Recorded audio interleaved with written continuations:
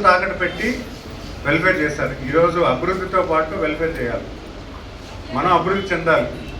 ఈరోజు మనం చూస్తున్నాం 10,000 జీతం దేనికి సరిపోవట్లే.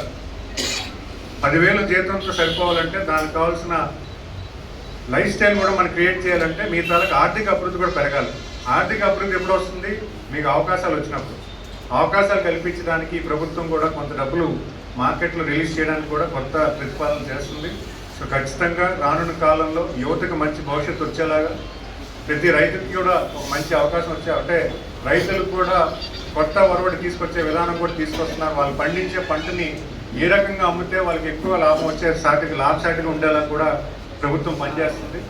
ఇవన్నీ కూడా బడ్జెట్లో విశ్లేషించి చెప్పడానికి అవ్వదు, కానీ ఇవన్నీ ఏంటంటే కొన్ని పాయింట్లు మనకి ఏదైతే అవసరం అది చెప్తున్నారు. ఇవన్నీ కూడా మంచి సదుద్దేశంతో ఉన్నాయి. అయితే ఈ బడ్జెట్ అంతా అయిపోయిన తర్వాత మనకి ప్రతిపక్ష నాయకులు ఎప్పుడూ చేసేదే, వాళ్ళు కూడా ఏదో అది లేదు ఇది లేదు ఇది లేదు అది లేదని చాలా చులకన మాట్లాడటం చాలా వాళ్ళ తాలూకు విజ్ఞప్తికి వదిలేయాలి. ఎందుకంటే ఈరోజు రాష్ట్రాన్ని ఏ రకంగా మనకు అప్పచెప్పారో మనకు తెలుసు. ఏ రకం వాళ్ళు అమ్మ ఒడి అని చెప్పి ప్రతి సంవత్సరం ఇచ్చామన్నారు. వాళ్ళు ఇచ్చింది 3 సంవత్సరాలే. అందులో 3 సంవత్సరాలు అందులో కటింగ్. కొంతమందికి 10,000, 12,000, 11,000 వచ్చింది. ఇచ్చేది ఒకరికే, కానీ అందులో పూర్తిగా ఇవ్వలేదు. మరి అవన్నీ గుర్తుపెట్టుకొని మాట్లాడాల్సిన అవసరం వాళ్ళకే ఉంది. ఈరోజు బడ్జెట్ ఇంత భారీగా ఇంత ఆర్థిక లోట్లో ఉన్నా సరే ఎలాగైనా రాష్ట్రాన్ని ముందుకు తీసుకెళ్లాలన్న సదుద్దేశంతో గౌరవ ముఖ్యమంత్రులు పనిచేస్తూ ఉంటే మీరు సలహాలు ఇవ్వడం మానేసి చులకన మాటలు మాట్లాడడం.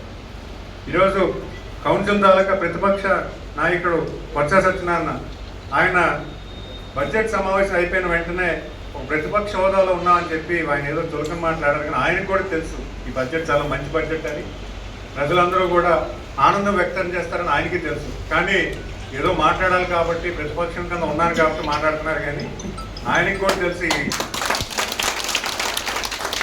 విజయనగరం జిల్లాలో ఖచ్చితంగా ఒక అభివృద్ధి బాట నడుస్తుంది.